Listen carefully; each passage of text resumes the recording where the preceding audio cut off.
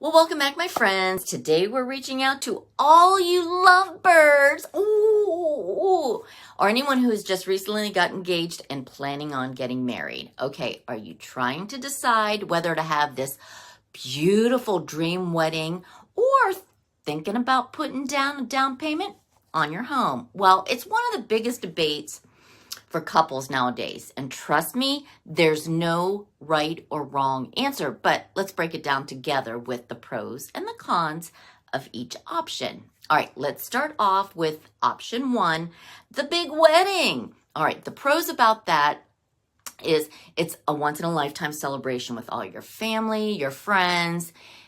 This way, you get to make all these unforgettable memories. For some, it's been a lifelong dream to walk down the aisle in that perfect venue in a beautiful dress and tuxedo.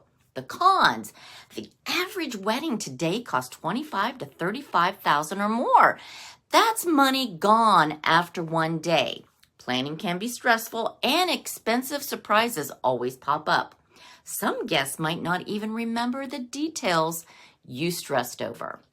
Hey, I am Annette Marble, your favorite key realty agent in and around Central Ohio. So we're deciding on whether a marriage or a wedding or a mortgage. So, all right, let's jump back into it. Option two, a down payment on your home. The pros are you're investing in your future, not just one single day. Homeownership builds equity and long-term stability. So, you'll have the space to call your very own, maybe even host a small reception in your backyard. That's a great idea. All right, here we go with the cons.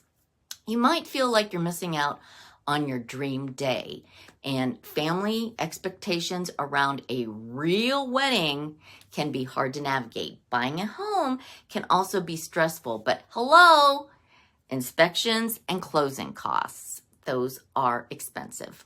So, what's the right move?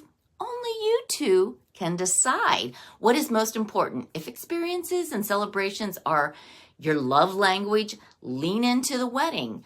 Or if building your future and financial stability is your top priority, maybe start with a house and then an epic party later. So, pro tip.